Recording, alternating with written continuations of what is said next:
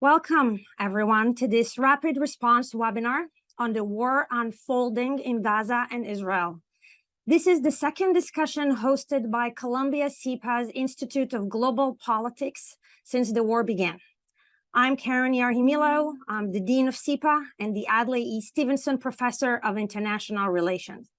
Thank you for joining us today. The news is grim.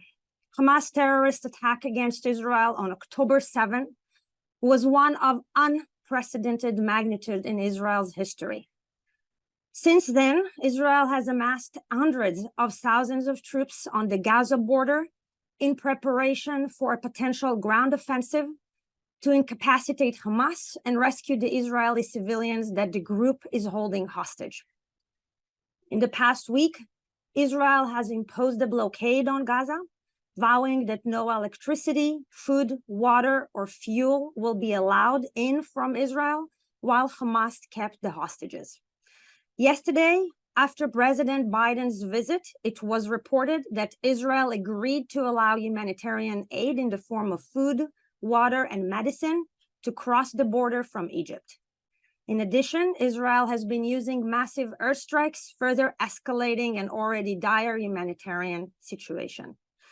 Overall, reports indicate that thousands of Palestinian civilians have died and countless others are internally displaced. With the announcement yesterday that Jordan and Egypt will not accept Palestinian refugees, and we will talk about it, internally displaced Palestinians have few options for evacuation. Yesterday, President Biden was in Israel to express U.S. solidarity with its ally, to confront the families of Americans killed or held hostage, and to pressure Jerusalem to provide greater humanitarian support for civilians trapped in Gaza. He was also hoping to deter Lebanon's Hezbollah from entering the war, attacking Israel's from the north. The leaders of Germany and Britain have also visited Israel, similarly affirming Israel's right to protect its civilians and urging it to do everything in their power to avoid civilian casualties. At stake today is not only the fate of innocent civilians, but also the stability of the Middle East as a region. With that in mind, IGP has convened his second rapid response webinar to discuss the unfolding humanitarian situation, the reaction and role of Israel's Arab neighbors, and the ability of diplomacy to avert a humanitarian disaster and deter a wider war. We have 5 esteemed experts joining today's discussion, and I'm very pleased that they are with us.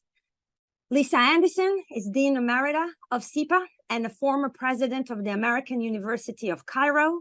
She's a specialist in Middle East studies and state formation, and she's currently a special lecturer and the James T. Shotwell Professor Emerita of International Relations here at SIPA. Thank you, Lisa, for being with us. Dave Harden is the founder and managing director of Georgetown Strategy Group, a Washington, D.C.-based consulting firm. He was formerly USAID mission director to the West Bank and Gaza, and also served as a senior advisor to President Obama's special envoy for Middle East peace.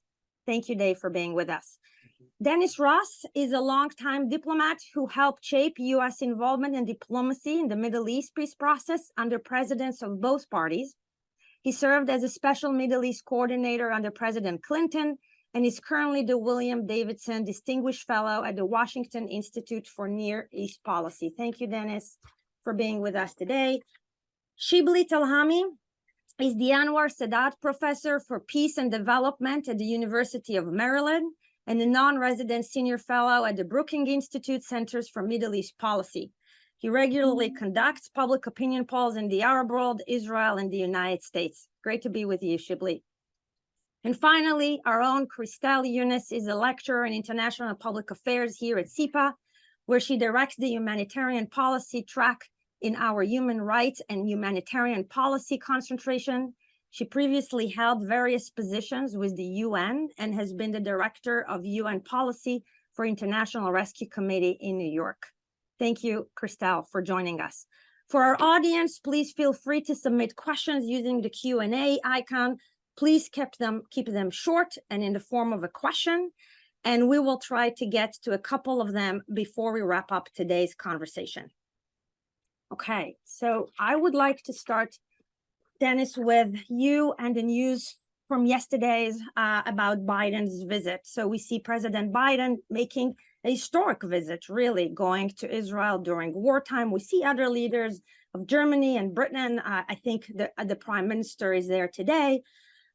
What was Biden's objectives in making this visit, and what can you tell us about, as of now, what he has been able to accomplish? Oh, Karen, I think, thanks for having me, but I think you began to touch a little bit on it. I think there were three objectives that President Biden had. One was to go in and try to alleviate the humanitarian conditions in Gaza. Obviously, as you described, they're horrible right now, and he wanted to be able to relieve that, both in terms of getting assistance in from Egypt, meaning opening the Rafah crossing for at least the movement of assistance, humanitarian assistance from Egypt into Gaza. He wanted as well, I think, to get the Israelis to permit humanitarian assistance to go across their own border into the areas that Israel itself has identified as the places where Palestinians in Gaza should move. And that was number one. Number two, and you touched on this, this is very much also a message to Hezbollah and Iran to reinforce the movement of two carrier strike groups near the area, meaning this was a deterrence message. Don't even, if we're this close to Israel and the President of the United States for the first time in history has gone to Israel during wartime, don't even think about doing anything. And the fact that he was asked a question later, does he expect us to be involved directly? And the answer was no. I would doubt at this point that Hezbollah and Iran would necessarily take that at face value, given the show of force that's there. So that was the second objective. The third objective was to talk with Israel about what his strategy was. Look, his public statements, and I want to expand this point. It's not just to talk about Israel's strategy, it's also to demonstrate the nature of the American commitment to Israel, the emphasis of dealing with what was the shock that Israel is still experiencing because of the unprecedented carnage and the incomprehensible nature of what has happened and how it could happen. And this was to sort of deal with that state of shock on the one hand, to create a level of reassurance, but it was also to say, what is your military strategy? And let's try to understand what those objectives are for that strategy and how the strategy you have in mind can achieve those objectives in a way that doesn't impose unimaginable civilian casualties and can produce an outcome that also allows us to deal with the day after. This was, when he said afterwards that he asked the Prime Minister some tough questions, I think those questions were very much geared towards, tell me how what you're going to do on the ground is going to achieve your objective of Hamas never again being able to threaten you. And by the way, I think he is completely sympathetic to that being an objective. I think he sees, much as his Secretary of Defense said, that this is very much, Hamas has acted very much like ISIS.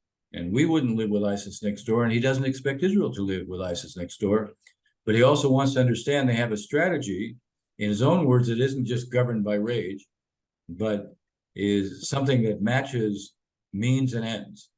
And so if you ask me, how did he do? Well, we know that Egypt's now going to open the Rafah crossing for at least 20 trucks. We know the Israelis have now said that they will allow humanitarian assistance to cross the border. So I think he did well there. On the issue of deterrence, there's no way of measuring that. And it's what's going on the northern border should give us pause, but I also think it's Hezbollah signaling that it still wants to keep this highly localized. We'll have to see what happens. And with regard to the last point, I suspect this isn't the end of a discussion. It was the beginning of a discussion, but I think it was a very important one to be had. Thank you, Dennis. And we will talk more about the regional implications and U.S. diplomacy. I want to turn to the humanitarian crisis and start with you, Christelle. What do you make of Biden's statement yesterday that Israel agreed to allow humanitarian aid in the form of food, water, and medicine to cross the border from Egypt? What is at stake? Can you unpack for us, please? Thanks. Well, this is certainly a start, Karen, but obviously this war did not happen in a vacuum, and this situation did not develop in a vacuum. Since 2007, Gaza has been under a very severe blockade, which has effectively collectively punished 2.3 million Palestinians living in Gaza, including 1.7 million refugees. And by the way, half of the population of Gaza are children.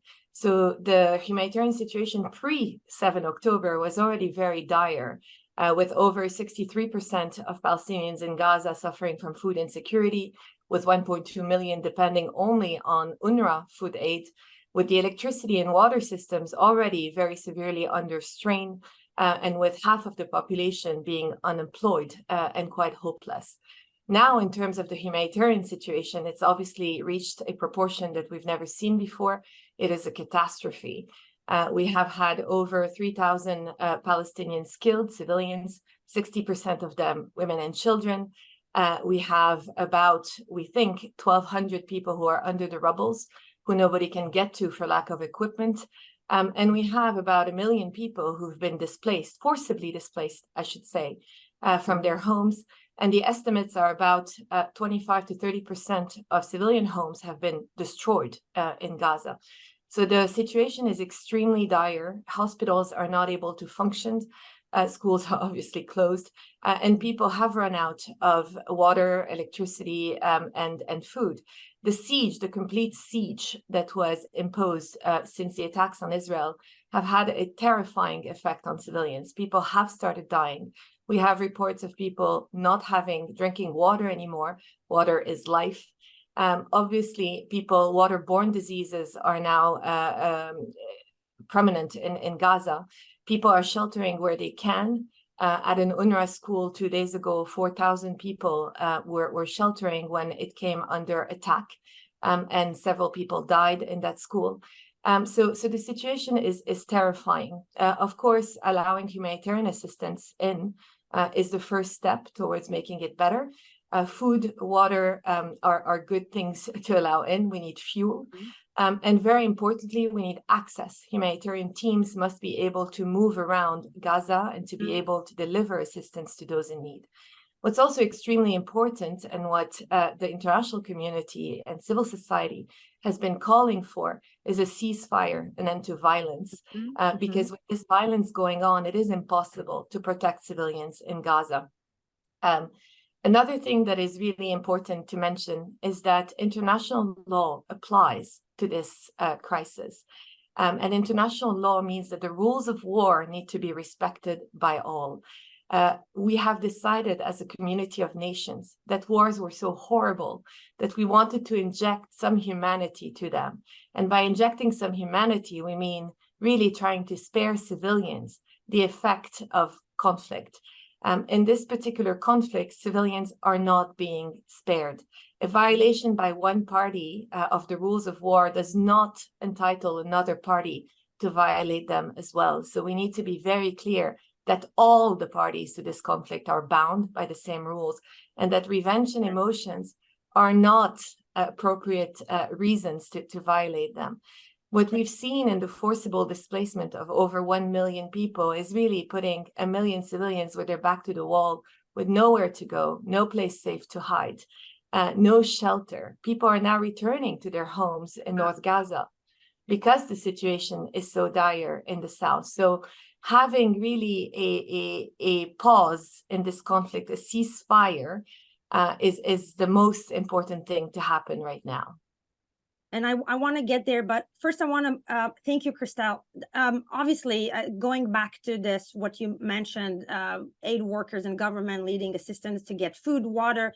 Dave Harden, beyond that, are there additional humanitarian priorities in Gaza that need to be addressed in addition to what Christelle was saying? And what is the role of the international community? Yeah, I think what would be most helpful is to give an operational perspective of what should be done now. And I say this in the context of having led the responses to, to wars in Gaza many, many times. So let me just begin by saying the priority in humanitarian assistance right now at this unsustainable stage is first fuel. Fuel is necessary to run the water pumps and the desalination plants. So without fuel, the water and the sanitation systems aren't going to be even mildly operational. Okay, so I just want to emphasize that because you don't hear that very often. Other things like, I mean, look, in a very kind of crass way, you can live for weeks without food, but you can only live for days without water, and sanitation, you can die really quickly from disease. The second thing that really worries me is Rafah. Rafah is not open. So, the day after the president leaves, it's still not open. There are suggestions that it will be open tomorrow. We have to hope that it will, but the fact of the matter is that it isn't. My experience tells me that when you rely on one entry point, it's a high risk strategy. What you've done is valued that entry point over everything else, and any rejectionist or any party that wants to block can block that entry point. So I think, and I think this is a pretty big strategic mistake on the administration at this point, is not to have more than one entry point in. And I would urge Kerem Shalom in the South. Third, I think we need to work very, very closely with ICRC to get proof of life of the hostages. We can't lose fact of that. And ICRC is among the absolute best actors I've ever dealt with. In order to get proof of life for the hostages, and of course, we need to get third country nationals out. And again, it's got to be more than one. It's got to be more than one exit that is available. I have done this many, many times. If you rely on one exit, the chances of those third country nationals coming out is really dramatically reduced. And so, in terms of very, very immediate next steps, I think that you could get a short humanitarian pause, not a ceasefire, a few hour humanitarian pause to get some proof of life regarding the hostages, to get third country nationals out, and to begin moving some of that humanitarian assistance in Rafah in. If it is not coming through tomorrow, we're going to have a massive problem. So again, I would urge that we open up, the entry points into Gaza. Thank you, Dave. Dennis, to you again. First, do you agree? And also, let's going back to Dave's point about the hostages. What is the best course of action to take here to address both the humanitarian conditions that the hostages face and also the best way to get them out, in your opinion? And I know that you wrote about this. Yeah. First, I would reinforce what Dave said. There has to be proof of life. I also agree. A ceasefire is not in the cards, but pauses from time to time to allow humanitarian assistance in, and certainly to allow the ICRC to go in and see proof of life and see the hostages is essential. I would like to see overall there should be a demand internationally that there should be unconditional release of the hostages. There obviously is a relationship that Hamas has with Qatar.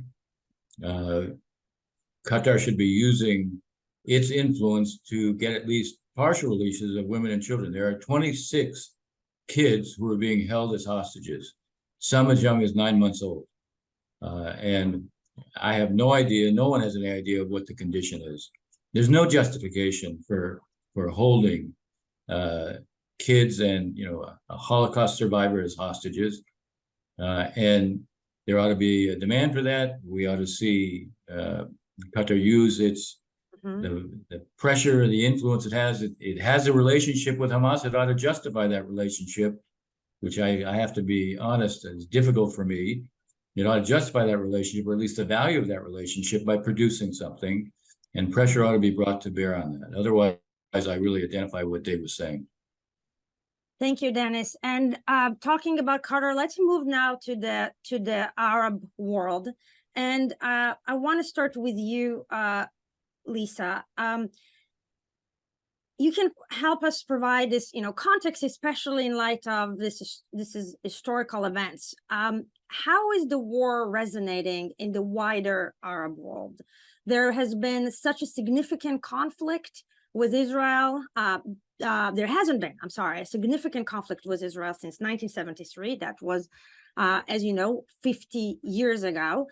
Will this change the regional architecture reflected, for example, in the Abraham Accords, the bilateral agreements on Arab-Israeli normalization, the time between Israel and the United Arab Emirates and Bahrain in 2020, and also of course, the discussion of a Saudi-Israel agreement? Thank you, Lisa.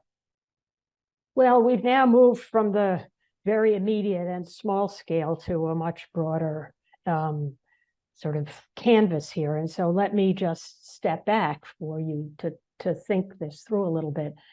For many people in the region, I think it's fair to say that there was a resonance with the 50th anniversary of the 73 war. But honestly, I think more important in terms of the dynamics in the region at this point is the overhang of the uprisings of 2011 and thereafter. So let's take Egypt, for example. The president of Egypt deposed a essentially popularly elected ally of Hamas from office.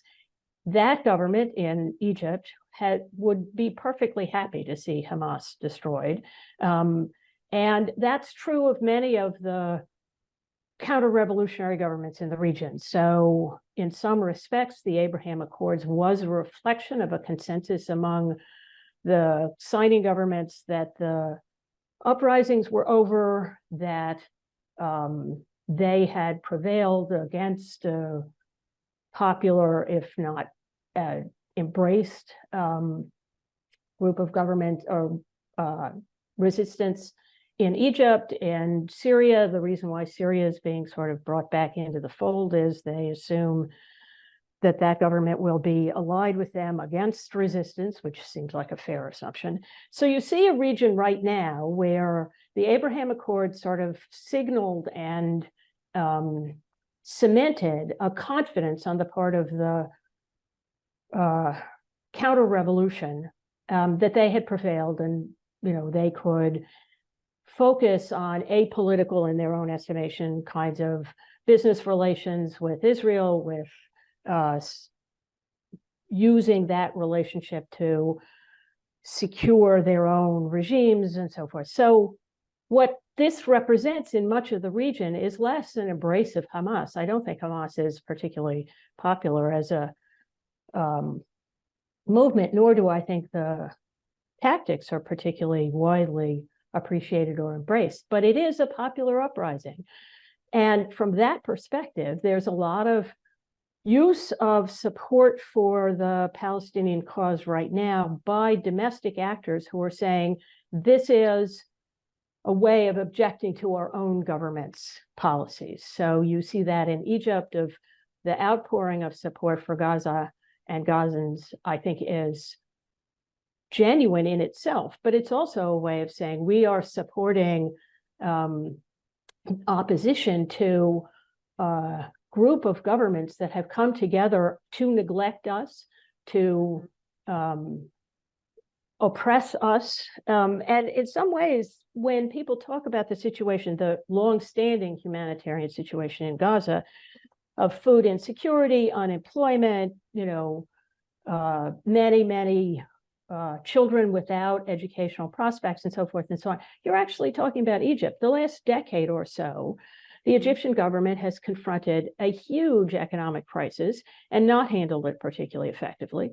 So many people not only sympathize with Gazans as Palestinians and part of the Palestinian cause, but also they see their own prospects there. So I think what we need to recognize is that the that when we say Egypt, there are actually several Egypts. There is the Egyptian government in the interests of the Sisi regime and many popular views within Egypt, and that's true, obviously, of everywhere in the region. So the United States has depended on relationships with governments, including the governments that signed the Abraham Accords, without really attending to the fact that most of these governments are extremely unpopular and not particularly efficient or effective. So that's going to be how this resonates in much of the region. Thank you, Lisa. And I want to talk more about this, but now I want to turn to Shibli for a second and talking about the dilemma of another Arab leader. And, you know, you and I talked about it, President Mahmoud Abbas, the head of the Palestinian Authority, who came out with a statement on Sunday, criticized the Hamas over its action, later modified and removed a reference to the militant group without providing an explanation. But this whole attack is really interesting in terms of Mahmoud Abbas standing and credibility in the eyes of its own people versus the eyes of the other, you know, outside players. So, Shibli, can you shed light on this dilemma for President Mahmoud Abbas? I would be happy to do that, but first, let me say something as an expert in American foreign policy. I've written 3 books on that. You know, President Biden's visit and his stance that has been supportive of Israel has obviously been appreciated by the Israelis. And it was important, certainly on day one, when he said, "I'm with you," given the horrendous attack on them and the sense of vulnerability, to say that America is with you. Right now, he's been doubling down on that in a way that has made him extremely popular in Israel. And a joke is that he could probably get elected prime minister of Israel if he were to run right now. But he has lost the hearts and minds in the Arab and Muslim world. And I would say he's also lost a lot of people around the world. Last night, many of you have been talking about pauses to allow for humanitarian aid. In fact, the United Nations, the U.S. vetoed a resolution yesterday calling for pauses for humanitarian aid. It was the only country that voted against the resolution. It was a Brazilian-led resolution, the only country in the world that led that. So obviously the president is succeeded in winning the hearts of Israelis. But right now, the problem is not just the humanitarian issue. The humanitarian issue is a disaster. We need to address it for sure. But the ongoing bombing is going to create more humanitarian crisis. And the president talking about it as if it were a natural disaster. So let's go, it's like an earthquake relief, rather than their actions that many human rights organizations consider to be war crimes, that he doesn't even condemn or even use the word restraint. It's a problem, and it's lost him a lot of people who are not fans of Hamas in the Arab world, who don't like Hamas in the Arab world, but it lost him a lot of that. So I want to say that to start with. With regard to Mahmoud Abbas, he's been an irrelevant player in Palestinian politics for some time. Obviously, he's a manager of the authority. People depend on him. He pays some checks. He's certainly important for Israeli security in the West Bank. Some people consider him, you know, a subcontractor for Israeli security. The international community need him as an address. So what happens in a situation like that, he's made even less relevant domestically because he has not been able to bring the peace that he wanted to bring, or he said he would bring. And at the same time, it elevates him in the international community. The reason for it is everybody needs an address. They don't want to deal with Hamas. They saw what it did. So that's not an option for the international community. So everybody's going to go to him as an address. So the oddity of it is that a lot of people on the international community will go to him. Now, with public opinion, you know, I've always said, you know, in times of war, hearts hardened. And in terms of suffering, hearts hardened. Palestinians' hearts have been hardened for quite a while, 56 years of occupation, increasing settler attacks. Hearts are hardened. Now you see the horrendous attack by Hamas on Israel, how Israelis, you know, hardened their heart to the point that people say, let's level Gaza. There's let's not pay attention to civilian casualties. So we as an international community, we need to take a posture that is morally consistent. We need to not fuel the urge for vengeance that is destructive with no end in sight. We need to take a much more thoughtful, moral position, keep our options open, and move forward. And I think we haven't done that yet. Thank you, Shibli. And yes, we will get to the U.S. diplomacy and the next steps. Lisa, before we move away from the regional context, let's talk a little bit again about the Gulf states' views. So the recent development that was they were willing to use economic wealth to exercise political power in the region. And again, and we saw this not just with the Abraham Accord, but also with the discussion of the potential Saudi deal. Is this possible that they think the strategy is backfiring? Is it backfiring? Is it dead? What do you make of the recent developments? Well, I think in the capitals in the Gulf, there is clearly concern that they're being able to bank on Israel's much vaunted capacity in surveillance and security and so forth and so on was misplaced. So that then does mean, is it worth pursuing that architecture of the Abraham Accords? I don't think anybody who's privy to that any more than anybody in Egypt, for example, can really decide at this point. I think there is ample reason to be concerned in those capitals, among those governments, that there will be considerable popular uprisings in the region, ostensibly in support of the Palestinians, in practice against these governments as well. So they're going to be very worried about their own stability and so forth. The small Gulf countries obviously don't have a great deal of difficulty in maintaining their own stability at home because they have so few citizens. Saudi Arabia, I think they should be, if they are thinking this through at all, should be worrying a little bit about whether there will be the use of this particular cause to express opposition to the government. I think the Egyptians are clearly concerned about that. The Jordanians are clearly concerned about that. So by and large, I think there's a pause, if you will, in the region right now to see whether the way this campaign continues actually does create more unhappiness in the region, and that will represent a clear challenge to the Abraham Accords solution, if you will, to the popular uprisings of a decade ago. Thank you, Lisa. And so, Dennis, let me bring you in. Is this what Hamas was trying to achieve, was hoping to gain? Well, they were certainly trying to disrupt and prevent the breakthrough between Saudi Arabia and Israel.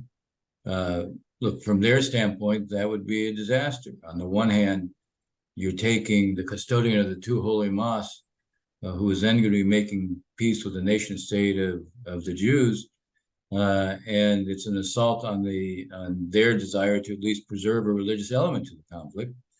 Secondly, you're building potentially a network of states that are focused on building effective and modernizing societies that can deal with the challenges of the 21st century, all the things that Hamas and Hezbollah and Iran can't do.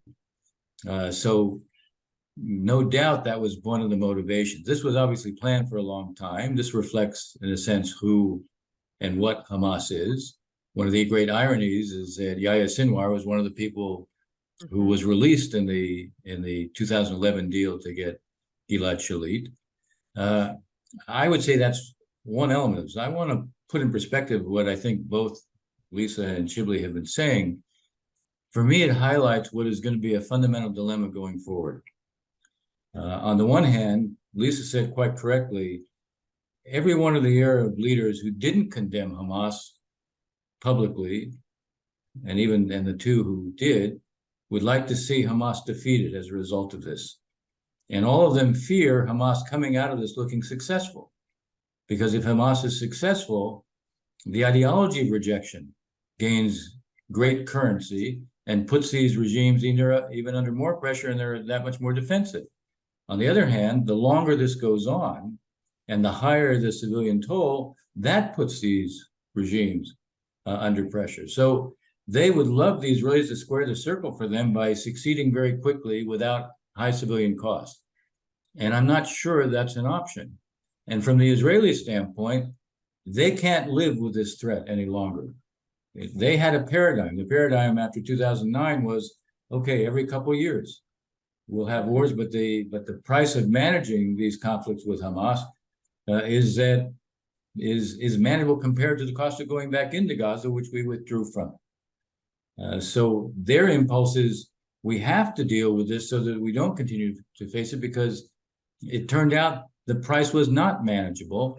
And what we saw after every ceasefire was Hamas use the time to rebuild and to position itself for the next round. So there's an inherent tension here in terms of what the desire may be. You always have had a duality in the Arab world between where the leaders are and what they're saying publicly and what they might be feeling privately. I think at no time have we seen that as pronounced as it is right now. Yeah. Thank you, Dennis. And I want to go back to you, Shibli. And you are really an expert of public opinion towards the Arab-Israeli conflict. There's no one better than you in really monitoring, studying this over time. Now, I know that you haven't had a chance, correct me if I'm wrong, to do this polling since the conflict started. But what can you tell us about the American attitudes towards the conflict up to October 6th? Great. Yeah, I'd like to talk about that a little bit, but I want to say also, with regard to the sentiment in the Arab world and in the West Bank and Gaza, so the counter to Hamas is Abu Mazen, but he's not doesn't have much credibility. The reality of it is that the international community cannot point to something that is an alternative right now, because as Dennis said, it may be that they were motivated, that Hamas was motivated in part by the possible Saudi-Israeli deal, but honestly, not necessarily in a direct way, in the sense that the Palestinians in the West Bank and Gaza, but especially under Gaza, they're under siege and blockade for many years. And in the West Bank, obviously unending occupation, 56 years. There's nothing on the horizon. And the peace between Israel and the Arab states was coming at their expense. So they were counting on something to happen. Instead, you have a ultra right-wing Israeli government that is not shy about saying it wants to keep the West Bank. So there was total despair, and they're exploiting the despair. It's not just that the deal, the possible Saudi-Israeli deal comes in terms of fueling more despair. And so there is no something to point to and say, how do what are you going to do? What we're giving people the option of stay under occupation for more, or what? I mean, that's the alternative. So we need to understand why there's this, kind of despair that's prevailing. With regard to American public opinion, it's really a good question, because obviously what's happened over the past decade and a half, there has been a shift, particularly among Democrats, becoming more, the Democrats remain, by the way, wanting even-handed, overwhelmingly. Democrats want the U.S. to be even-handed in the Israeli-Palestinian conflict.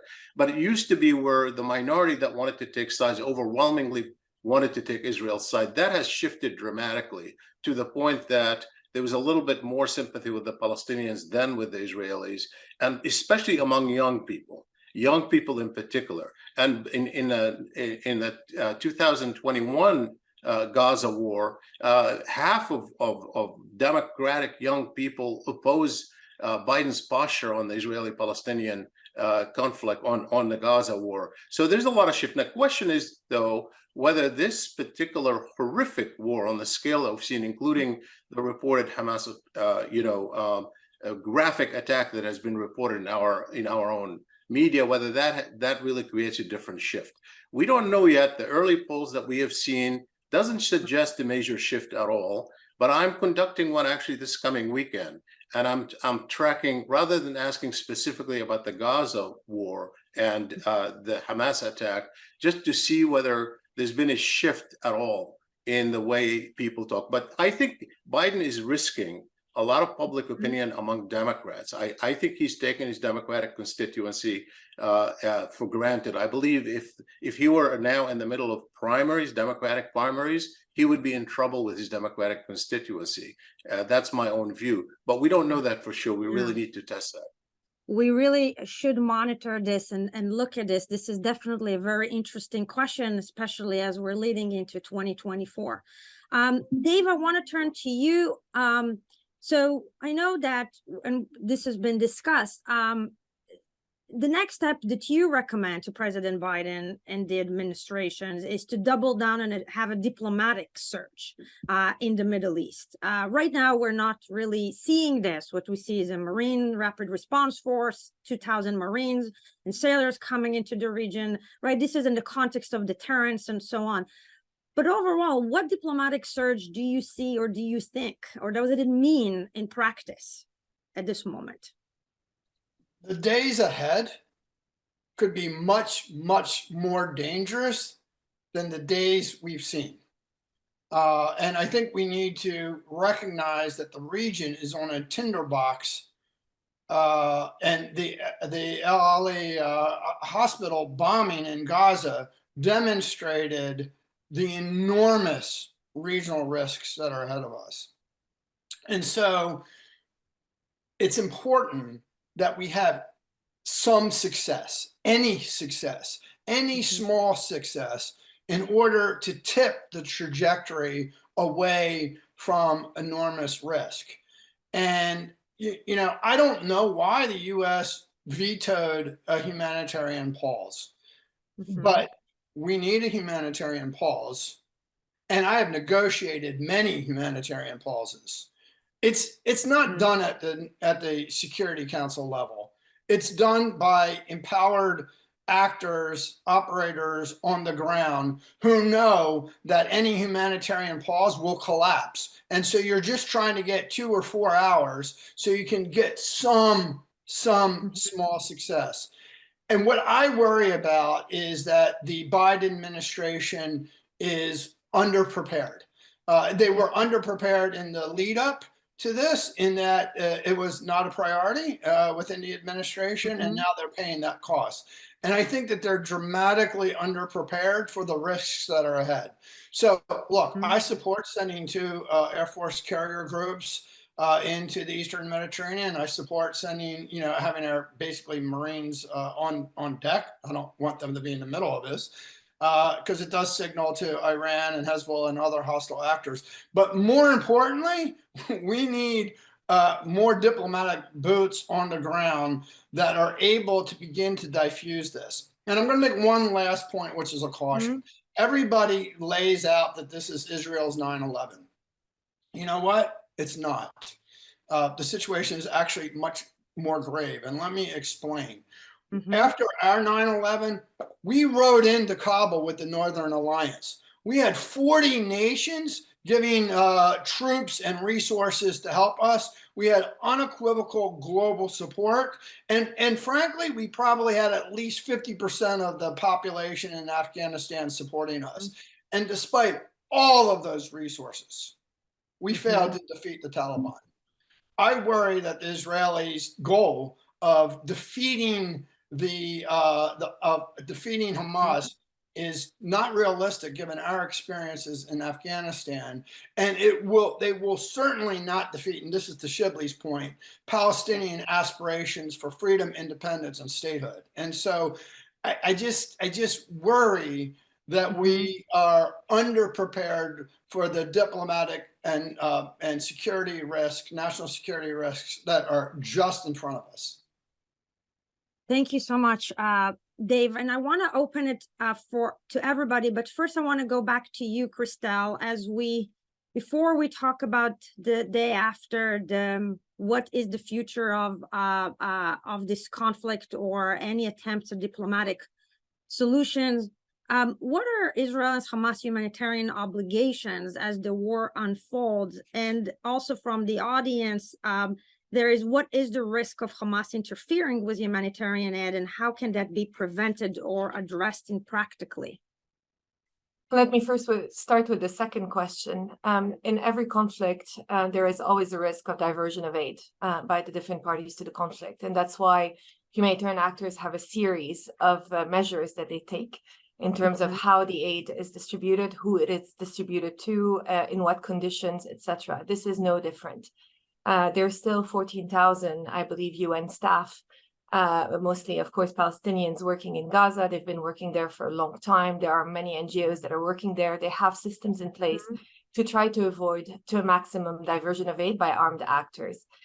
So those systems remain, and we have to trust that they will be able to function even in very fraught environments. And they have in places like Somalia, in places like northern Syria, in places like Afghanistan. We have been able to minimize the diversion of aid. There is no reason why we wouldn't in this case.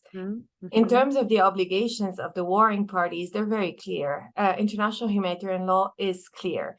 A violation does not justify another violation. What the law tries to do is to remove the equation of emotion and of revenge to try to protect civilians as much as possible. And so there are different principles that apply. We need to be to exert precaution, to be very clear about how military operations are planned. Distinction cannot target civilians or civilians' infrastructure, and proportionality as well. Any military strikes needs to take into account the amount of harm to civilians that it's going to cause. What we have seen in this war on both sides, be it the attack on Israeli civilians and the way that the hostilities have been conducted by Israel, including the forcible displacement of over 1 million people, which could end up being ethnic cleansing, are really very concerning signs in terms of respect of international law. We're also seeing very concerning rhetoric in terms of dehumanizing Palestinian civilians, calling for the fact that they are all associated with Hamas, talking about them as human animals. Those are terrible, terrible signs in terms of the willingness of the parties to respect international law. I want to go back to what Shibli said and what Dave said, but we need to go back to a simple moral principle stand. A civilian is a civilian is a civilian. And, civilian lives must be protected. Human rights must be protected. And what has been lost in all this conversation is really this morality, but also the Palestinians' legitimate aspirations and legitimate frustrations with their situation at the moment. Thank you, Christelle. Dennis, to you dealt indirectly with Hamas many times in the context of peace process. What can you tell us about Hamas, and what is the right way to think about, after the day after? We were talking about possibly a ground invasion. What is really the future here? I obviously have not dealt directly with Hamas. I've dealt with the consequences of Hamas. Throughout the 1990s, every time we were making progress, we would face a suicide bombing. For those who think that Hamas in any way could be a partner, or because of the absence of a peace process, that's why Hamas did this, they may well have done it to take advantage of a mood of despair, of a lack of hope for Palestinians. But their aim has never been to promote peace. Their aim is no Israel. And what they did in the 1990s, what they did now, is to make sure there is no move towards any kind of coexistence. What I was trying to point out earlier is there's a terrible dilemma. If the outcome of this is that Hamas looks like it won, there is no prospect of doing anything on peace. If the outcome of this is it looks like Hamas is lost, there is a potential to do things quite differently. There is a way of demonstrating that the ideology of rejection has brought this tremendous pain and cost onto Palestinians, and Hamas has to be put in a position where it is not capable of resisting the effort to change what exists within Gaza. Now, Dave was pointing out he doesn't want us, he sees the Israelis potentially making the same mistakes. I don't want to put words in your mouth, Dave, but the Israelis making the same mistakes we did in Afghanistan. The difference is we were going an awful long ways. This is Israel's next door. And I'm not saying that they're going to find, this is not going to be easy conflict. But what I also hear is if we settle for a kind of containment again, we're building Hamas up, and we're going to pay the price for it. If Hamas appears to be defeated, then there is a potential to create what I call an equation in Gaza: demilitarization for massive reconstruction. Now, that requires Hamas not being in a position to prevent that. Up until now, it has. I can tell you back in 2014, there were all sorts of ideas about what could be done in terms of bringing assistance in, doing massive reconstruction. And in the end, it didn't happen for a couple of reasons. One, Hamas was blocking it. Two, no one was going to invest big time in Gaza if they knew Hamas, once they decided it was time to trigger a conflict again, they would put everything that had been invested into a position where it would be destroyed. So we can talk about how how bad the options are, but if we want to do something on peace, and I think from my standpoint we need to restore some hope. Then you're going to have to. Hamas has got to be seen at a minimum as having been set back to the point where it can't block efforts within Gaza to set up some kind of interim administration of technocrats.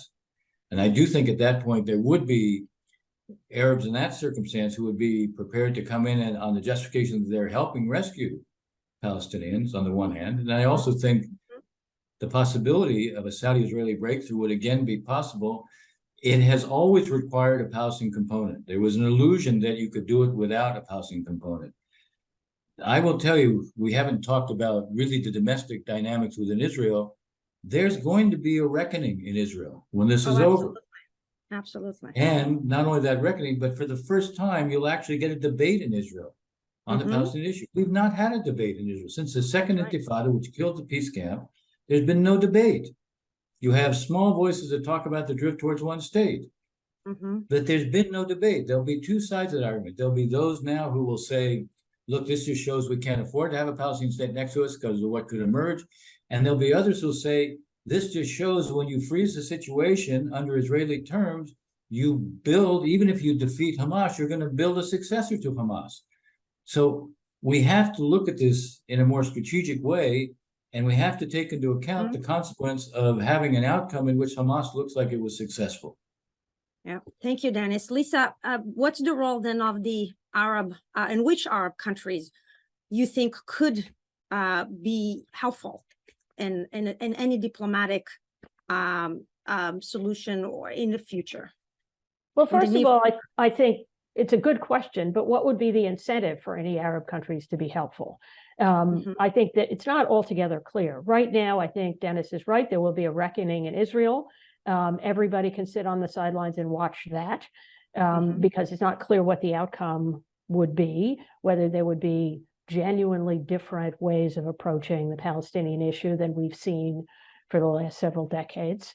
I do think that there are going to be calls for reckoning in some of the Arab countries. So the question then is, they are going to be focused considerably on their own domestic scene and what kinds of things they can afford to do, what kinds of things will be seen as, I don't know how Dennis is going to know, or any of us is going to know, that Hamas has been defeated. Because Hamas is really in many ways a symbol of a whole set of aspirations. So you can defeat that particular group of people, but those aspirations are still there. They're aspirations that are still among the Palestinians. And insofar, as I suggested before, there's widespread popular sympathy for those. This is bread, freedom, and social justice. This is the kinds of demands that people were making a decade ago. So is there going to be a reckoning around that? Or are there going to be circumstances in which governments say, you know what, we really can't afford to neglect our own people, just as we don't think the Israelis can afford to neglect the Palestinians? So I don't see in the short to medium term that there's much incentive for governments that are already worried about their home front, if you will, to reach out and say, we can be helpful here. Now, clearly, an American initiative could incentivize that to some degrees, so forth. But for the moment, nobody's going to rush in and be helpful. Yeah. And Shibli, is the two-state solution viable anymore? I mean, you've been following that, and as you know, I wrote a book. You could see that on behind me, saying the one-state reality. We don't, in that book, by the way, we don't discount the possibility it could come back because we don't have a solution. We don't know what is the optimum. We know what's the reality that now exists is that of one state that is deeply unjust and unsustainable. So let me end, therefore, with that connection. If you look, Arabs and Jews, Israelis and Palestinians are going to have to live together. There's no way around that. And hopefully they'll live together in equity and dignity and mutual freedom. We don't know what outcome that will take. That's not what we have now. And it's not only because of Hamas. Hamas is a problem. We've seen it demonstrated. In the West Bank, Hamas does not control, and occupation has gone on, and the two-state solution become less and less viable. And we've seen what's happening with the rise of the far right in Israel, where Palestinians have become. So we have a reality that goes well beyond Hamas that we need to come to grips with. And finally, the United States of America, our interests, we have interests separate from helping Israel. Helping Israel is an American interest, obviously, that is being on display now. But the ramifications matter to us. We're a big power. Our word matters globally. Our influence on Ukraine, on Russia, on China depends on what we do. That's why we have to be consistent in the way we do it. And second, even though we say Israel has a right to defend itself, it does. Every state has a right to defend itself. Do we trust this most extreme Israeli government that did not anticipate a horrific attack on its soil, with ministers who are very extreme? Do we trust them to make the right decision? Do we trust them to limit it to self-defense? Do we trust them not to draw us into conflict with Iran, something that some of them do want? We have no interest in being drawn into war with Iran. So we need to be very careful asserting our own interest in addition to the steps that we're taking to show support for Israel. Yes, and we will talk about the domestic situation in Israel. I know we're time, just very briefly, because this is a question for our students, and I think anybody who wants to jump in, and this is about the widespread disinformation circulating. What word do you have? What would you say to our students who are watching this on social media? Anyone?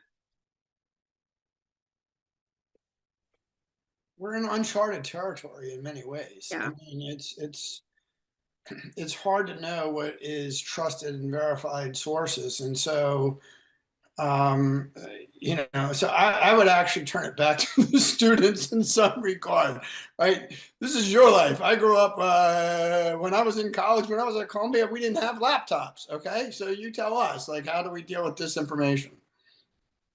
Okay, maybe that is a good topic for another webinar, because there's a lot to unpack there. Karen, can I just make a pitch for the kind of education that you get at a place like SIPA, though? This is critical thinking. This is really being able to be, discriminating and intelligent about what you see, what you retweet, so forth and so on. It's important that people recognize that that is part of the reason why you actually read the books that are behind Shibli, as well as read the tweets. Thank you very much, Lisa. And this is a good note to end on. I really want to thank our panelists for participating in this conversation. As you can imagine, these are webinars that come together very quickly, and I really appreciate they all took the time in their busy schedules to come and spend this hour with us, and for the fascinating and interesting and important analysis. Thank you, everyone who joined us from all over the world. As a school, we'll be continuing to monitor the situation and offer analysis through the Institute of Global Politics and other centers and forums here at SIPA. Thank you very much for being with us. Have a good day.